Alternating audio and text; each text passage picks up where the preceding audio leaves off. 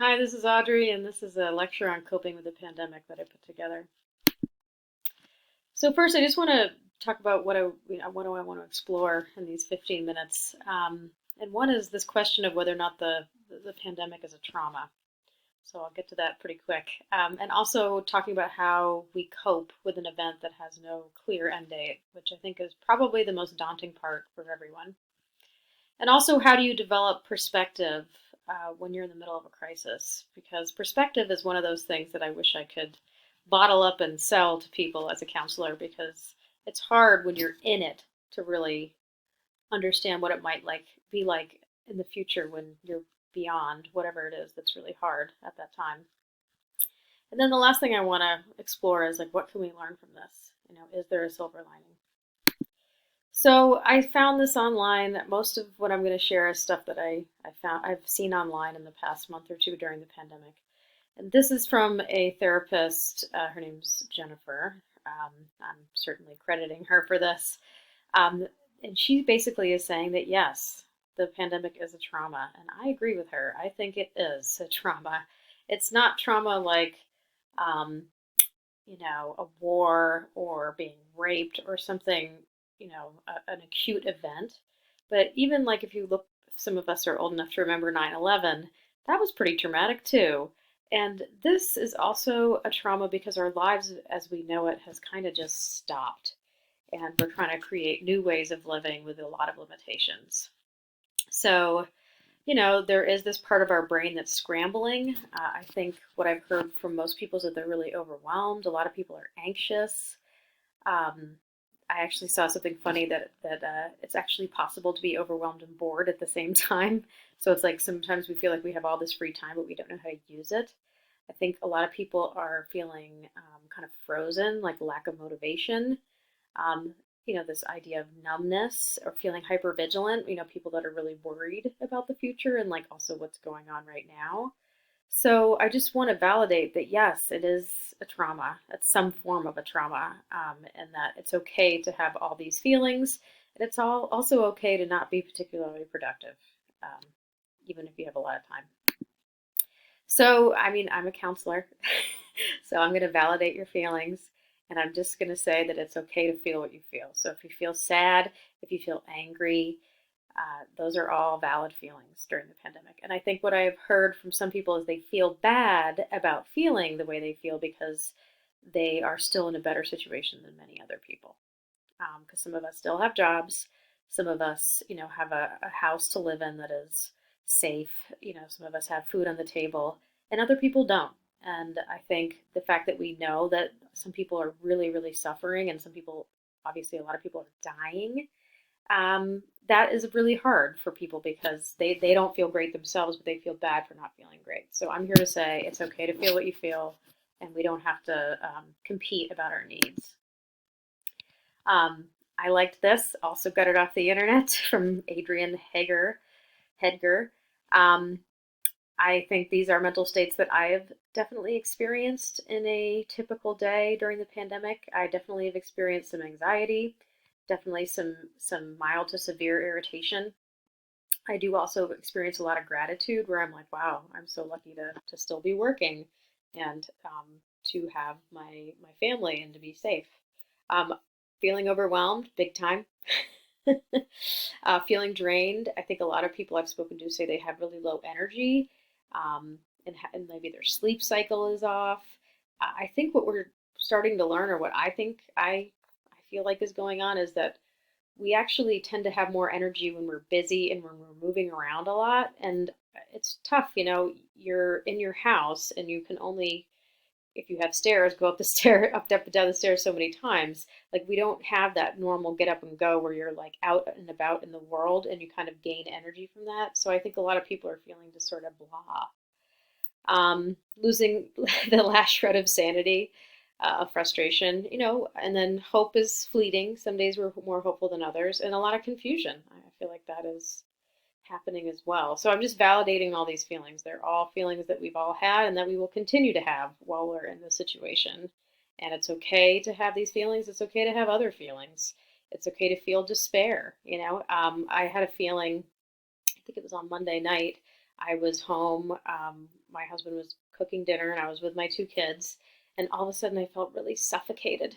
I felt, like there wasn't enough oxygen in the room. And I realized the reason why is because when I used to go to work out to my office in the city, when I came home at the end of the day, I was excited. I was like, yay, I get to eat dinner, be with my family, go to bed. And now it's like every day feels kind of the same. There's not as much to look forward to. And being home and eating with my family and my kids is like every single night. There's no night we get to, get a babysitter and leave. So all of a sudden I felt suffocated. I'm like, when is this going to end? When am I going to get to have a break? And that's okay, because I felt suffocated and then a minute later I felt better again. So again, just validating your feelings. It's okay to feel that. And a lot of feelings that we have, they pass. So as far as coping with an ongoing crisis, I really think there's like the long view and the short view. It's really hard to have the long view because I think it's overwhelming when we hear from, Dr. Fauci and other specialists that, oh, the vaccine could take 18 months. That's really, that's hard to hear. So instead of fixating on like being in the situation for 18 months, which we don't know if that will really be the case, let's take the short view. The short view is like, can you think about life more day by day and minute by minute than like a year ahead of time. So I do think sometimes when we focus more on what's right in front of us, we have less suffering. So mindfulness is really a huge coping skill. Mindfulness can ease suffering. Basically, the past is in the past. There's nothing we can do to reverse what's already occurred. We can't stop the pandemic from happening because it's already here. And we really have to just focus more on right now. And a lot of times we just have to ask ourselves, are you okay in this present moment? Because we're uncomfortable a lot of the time, but we're also just fine a lot of the time. Um, I always refer to this moment I had when I went to a conference and saw Jon Kabat-Zinn speak, and he said, "This is it," as in this moment right now is the moment. It is the only moment. And so I try to remind myself when I'm feeling overwhelmed by the future and the ominous nature of the pandemic that I should just focus on right now because that's the only moment I have control over. And what are your coping skills? If you don't have any coping skills, this is the time to get some. And just write down the ones that you already have. And if you don't feel like you have enough coping skills, then try and develop new ones or try new ones. I have other lectures about distress tolerance, micro journaling, coping with anxiety. I've hopefully in these videos given a lot of options for coping skills, and certainly there's all kinds of other ways you can find coping skills online and in books and whatnot. So I urge you to use your coping skills a lot, and also just practice good self-care and self-compassion. There's a lot of good, like on the Calm app and some of the other mindfulness apps, there are meditations you can do specifically for self-compassion, and I recommend that you try that because I think a lot of people can be really hard on themselves right now. And then radical acceptance, which I did another video on, and these are just some of the coping quotes. This is the way it has to be. All events have led up to now. The present moment is the only moment I have control over, and the present moment is perfect even if I don't like what's happening. I mean, these are just quotes, but I do think there is, so you can release some suffering if you just say, this is what's happening right now, and there's nothing I can do about it, instead of fighting against what is actually happening. This is Tara Brach. She wrote a book about radical acceptance, and I thought these were pretty good quotes. So radical acceptance is the willingness to experience ourselves and our lives as it is. So instead of resisting what's going on in our lives right now, just saying, well, this is it. I do believe, yeah, the boundary to what we can accept is the boundary to our freedom. So acceptance is huge. If we can accept the pandemic is happening, there'll be less suffering. I really just I think radical acceptance is a good way to kind of stop fighting what's actually occurring. So I recommend you check out my other video on radical acceptance if that resonates. And also here's some quotes from AA. I have been to a couple AA meetings in the past with friends, and also when I took an addictions course in my master's program, I think. So these are just quotes, and I think that we could use them right now, one day at a time. Easy does it. Fake it until you make it.